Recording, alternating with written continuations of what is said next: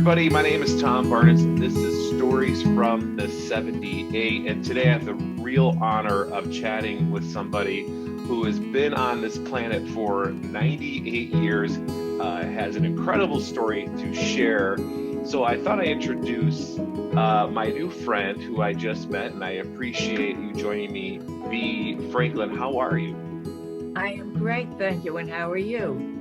I'm doing great. Like I'm reading what your son has told me about you in the story, and some of the things that are in here, I just can't believe. First things first, though, your father was part of the iconic Pep Boys chain, right? From That's correct. 1921. My father was Jack, and Mo was my uncle, my father's brother. And this is the Pep Boys that people know and love now, where they go take their car anywhere across the country. That's the same Pep Boys that we're talking about, right? That's the same Pep Boys. That is unbelievable. And you have had just a fascinating life. And we'll get started with some of the fun things. But where did you grow up? Well, I was born in Philadelphia, and when Mhm. I lived in Philadelphia, Pep Boys' office was overlooking, I don't remember the name of the street, the main street. Mhm. And so every Mummers Day parade in Philadelphia, my brother and I would go up to the second floor of Pep Boys and look at the parade going down the street. That was very exciting. And I lived in Philadelphia for 9 years Mhm. when my father decided that he was going to open up his own stores, automotive supply stores in New York. And so then we moved to New York, and I've lived in New York for the rest of my life, except when I was away at school or traveling. Right. And speaking of traveling, I'm reading here that you have traveled to over 30 countries, 30 states. You've been all over the world. And I don't know if that has something to do with what your husband did for a living, but you were married for over 50 years. Talk about that journey and how all that started with the travels, and then we're going to get to some fun stories about your 18th birthday and some real iconic stuff about where you were when you heard that the United States was bombed at Pearl Harbor. Well, I love to travel. I traveled with my parents, Hmm. and we went on cruises with my parents and my brother, and we I loved traveling. And so when I was married to my husband Jerry, I said, we want to travel. And he did a little traveling, the two of us. And then he said, dear, you like to travel. I really don't enjoy traveling so much. I did enough of it when I was in the Army. So anywhere you want to go, it's all right with me. And I said, fine. So the first trip I took without him was to the Soviet, which was then the Soviet Union. Oh, And wow. coincidentally, while I was there on a tour, my friend who I traveled with and I decided to go to Kiev in Ukraine. Oh, So wow. I'm from. It was a beautiful city, and we had to get to the Black Sea from Kiev. You had a lot of steps to walk down to get to the sea, and I remember that. So if I closed my eyes, it would be as if I was there, and it's just pathetic what's happening to them there. So I empathize with them greatly. But you've been traveling, and one of the things that I noticed here in what I was reading about you is that because of your travels and your father being what he was, your husband being what he was, you hosted lots of dinners at your Oh, house, right? Like, oh yes, I did. and I that was did. in I Long loved Island. cooking. Yes, in my home. Hmm. I did all the cooking. I did the baking. I baked Alaska apple pies. And my husband always said to me, "Why don't you stop? You're getting older. Why don't you stop?" So for about 35 years, every Thanksgiving, I had the members of my family for dinner. And when I was 90 and there were 30 people for dinner, I said, anyone who wants to take over fixing Thanksgiving dinner, but at 90, I'm stopping. No. So Yeah, I don't. a couple of my family members have made it Thanksgiving, but of course it's not the same. Well, but And let's not bury the lead here. You also had some celebrities that a lot of people outside of your family would know about, including who here? Some NHL players, but hockey, also yes, hockey players, yeah, yes. Um, Boom Boom Jeffrey on from Montreal. He was with Montreal when we first met him, and then came to the Rangers, New York Rangers, and we had a couple of other hockey players for a Sunday brunch one day, and I'm trying to think Rocky of Graziano as oh well. Man, oh Rocky, oh man. yes, Rocky was quite a character, and we saw him quite often. My husband and he were good friends, So and was that just those relationships, just of the social life that you guys lived at the time, with where you were in your life, and just having these people around? not at all. It was very just like my next door neighbors. I Yeah. was very comfortable with these people, and Jerry became uh, a friend of someone who was in the traveling show of This Is the Army during the war. And one of the stars of the show asked my husband to teach him how to use a camera, which my husband did. He became, in the camera world, very well known for taking pictures of Sophia Loren and many other great movie stars. Wow. And so his name was Zen Arthur. He passed away many years ago, but it was nice knowing him. Eventually, he opened at one after the war. He opened a restaurant where we live in the town we live in, and we would see him quite often for dinner. And because of all your travels, I mean, are you still traveling now? I mean, I Oh think I saw yes, here that you yes. travel to see Broadway shows all over the country. Last week, uh, on December 1st, we flew to let me see where we went. Oh, to Phoenix and Scottsdale, Arizona, because Hmm. friends of my son and I, of friends of mine, are in the traveling tour of Fiddler on the Roof. So we flew to Phoenix Thursday night. We took some of the members and the conductor of the show to dinner, and we had a lot of fun. And then Friday night, we went to a production of a show. And then Saturday, we flew home. Man, oh And man, that makes me tired even thinking about it. But I love that you're out there traveling and you have these wonderful stories, including a moment for I believe it was your 18th birthday I hate back in 1942, correct? correct. So Yes, go ahead. Go ahead. uh, we, my mother and my father made arrangements for me to take over part of the roof of the Astor Hotel, which was on Broadway. Mhm. And Tommy Dorsey Band was playing there, and Frank Sinatra was a fairly new member of the Tommy Dorsey group. So when he got up to sing, he said, "I just want to let you know that my wife had a baby girl whose name is Nancy." And then he performed, and we, Unbelievable. we became wonderful. We became very into Frank Sinatra singing, and we traveled to different places where he was singing to listen to him. So What do that's you So that was the first time you ever heard Frank Sinatra, and a lot of people that might have been the first time they heard Frank Sinatra. yes. As a matter of fact, shortly after that dinner, when he was sort of down. Don't remember what it was or what time, what year, but he was sort of down at one point, and he was appearing in some restaurant in Manhattan. And my mother, my father, my husband, and I were at this restaurant for dinner where Frank Sinatra was singing. And my mother, who was not she and my father loved the operetta. Um, what do you call it now? I can't think of the name of it now.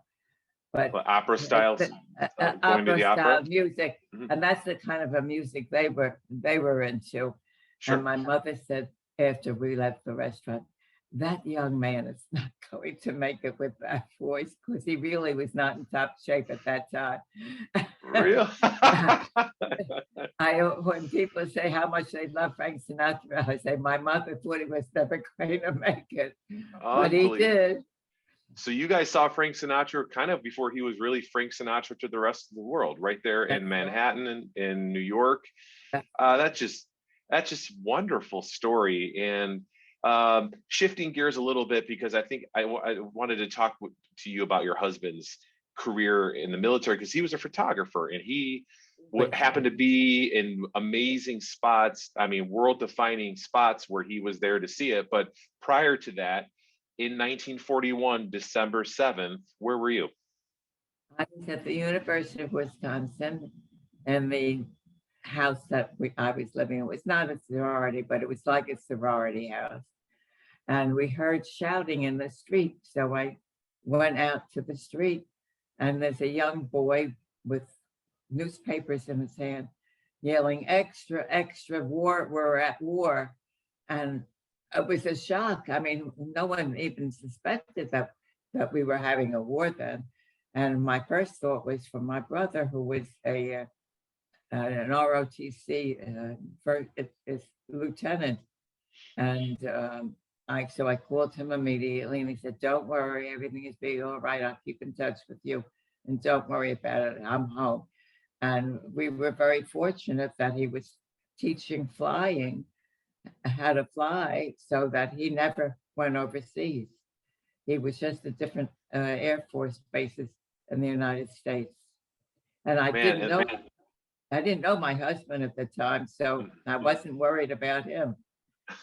Well, when did you meet your husband? Because you were married for over 50 years. When did you meet him? I met him in November. I met him November 1st, 1945, when he came to the home I was living in, saying that I had a date with his best friend for that weekend. November 1st was a Thursday, and they had this date for Saturday and Sunday. Saturday was going to be, I forgot. Oh, we were going to go dancing in a hotel in New York. And Sunday, I was going to the football game with him, the Giants football game. So Thursday, the doorbell rang, and there was Jerry Franklin at the front door. And he said, my date's name was Oscar. I'm Oscar's best friend.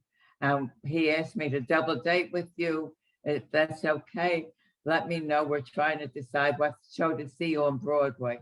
So I said, it's fine with me. Any show you want to go see. You're the ones who were, were in the Army. So he said, okay, we will. So, and that was it. Goodbye. As he walked out of the house, my parents' house had glass panels on either side of the front door.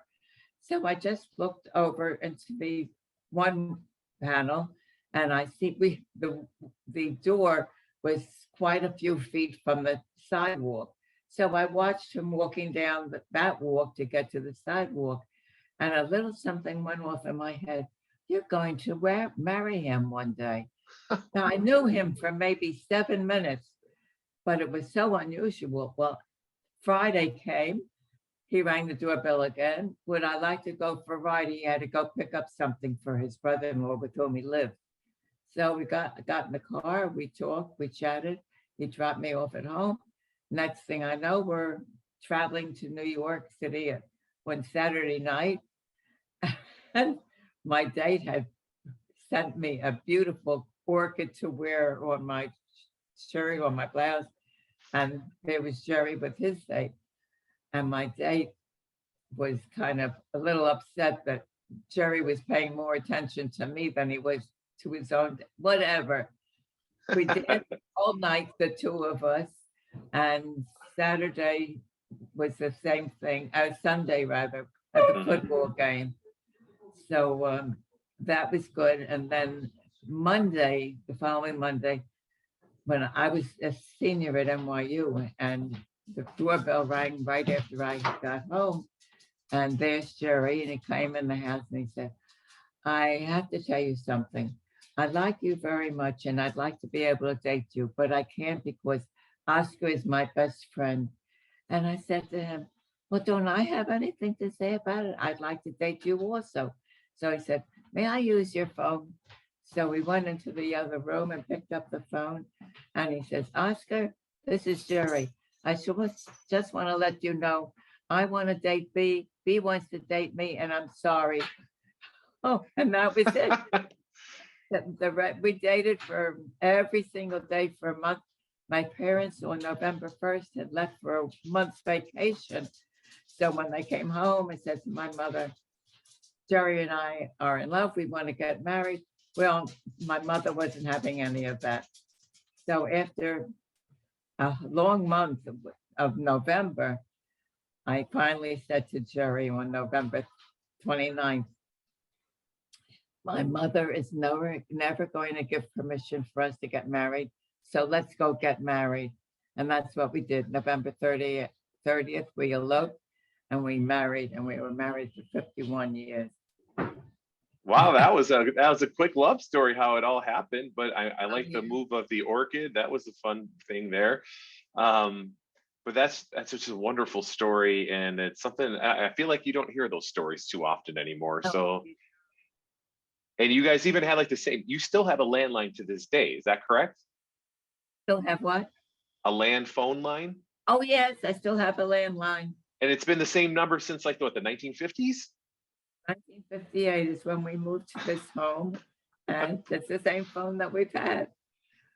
That's just again stuff you never hear of. I think my parents are at 40 years with theirs, but again, people don't have landlines anymore. But your husband, he took some amazing photographs, and I'd be remiss if I didn't ask you about his career in the military. I know it wasn't before you knew him, but you know of that. Some of the photos are in textbooks across the world. He brought home a lot of pictures. He brought home a lot of negatives, and my job was to put them in albums. So I have 2 albums of pictures that he's taken. And as I said, I have a picture of when they entered Dachau and liberated the people in Dachau. I have some terrible, terrible pictures of people who were killed, and pictures of Goering and Goebbels, and it's just terrible. I showed the pictures I showed them to my son. I showed them to my grandson. My temple had a museum in the temple, and I had some of the pictures blown up, and that was the exhibit was of the Jerry's War and during World War II. And even had a photo of Normandy, is that right? When the beaches were. Like people will say to him, what did you do? What did you do when you took pictures? So Jerry said, when the troops were landing in Normandy and you could see them getting off of the boat to get ashore, he said, who do you think takes those pictures? But the Signal Corps photographers have to be on the land to take the pictures of the men getting off of the transports. So that's what he did. And he was also a photographer of scenery. I have some beautiful shots of him during the war where they took over a home in parts of France where they developed their films and everything else. So I have those pictures also. And as I told someone else before, that the only thing that Jerry ever spoke to about was when the family would line up to take pictures. And if someone was moving around, you move here and you move there and smile, and Jerry would say, if you don't hurry up, the war is going to be over, because that was the terminology of anyone who was taking time to take a shot of somebody, a bomb falling or an airplane crashing, you had to take it right away. You couldn't wait till it was the opportune moment. I've never heard that, but it totally makes sense now that you say it. And Yeah, that's a wonderful story. And one of the iconic photos that your husband took was Franklin Roosevelt and Dwight D. Eisenhower. And then in the background, you have Patton just hanging out. Like yeah, he took that photo that's in textbooks and stuff like that. yeah, That's incredible. yeah. Those pictures really belong to the Signal Corps, which is part of the United States government. But that's why I never had tried to have them published, because it would involve too much investigation on my part to make sure that it was legal for me to do so with those pictures. But one of the, I know at least one picture of his is in a museum. Right. He also took pictures. I'm reading here Humphrey Bogart and his wife, Mickey Oh yeah, Rooney, Joe Lewis. I mean, this is just you guys.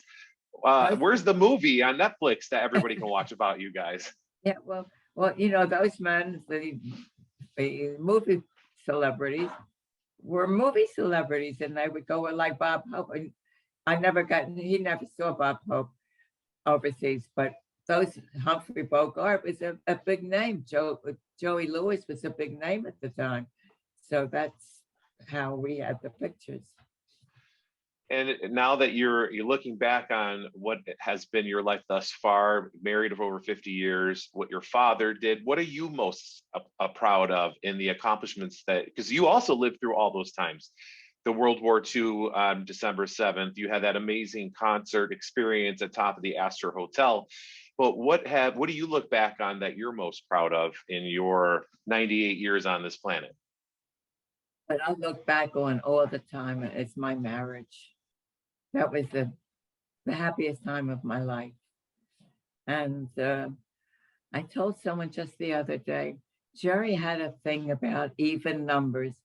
If he checked his coat and he was given an odd number, little paper, Yeah, the coat check. Mhm. yeah, he would hand it back and say, please give me one with an even number on it, which they would do. So when he passed out in the house and he was lying on the floor unconscious, I looked at him and he looked like he was smiling. And I said, that's because the date of this situation is December 28th, 1986, 12/28/96, all even numbers. That's making him happy. Wow. And That's something. what I remember all the time. Well, you and your husband sound wonderful and you have a great story to tell. And I'm happy that I was able to help you just be able to tell it for another audience that might not have heard it before. And I really do think one day maybe somebody will be smart enough to write down your story so we can see it in like, a mini series on Netflix or Amazon Prime, because or heck, why not in a movie theater? But it's been an absolute pleasure talking to you, Bea. It's just wonderful to talk. Thank you for taking the time to speak to me. As I thought when I spoke to Ken, that I don't know what he ever sent away, because to me, it's a wonderful life. But I never thought that anyone would be interested in it except my family and me. And here I am being interviewed. And it's a lot of fun, and I appreciate that there's an interest in that story. Absolutely. People have to learn that if they're alive, live and do whatever you want to do. Absolutely. And we have to respect our past, I feel, as well. And you are a generation that we can still learn so much from as a society and as a country. And I thank you for sharing your story. Thank you for having me.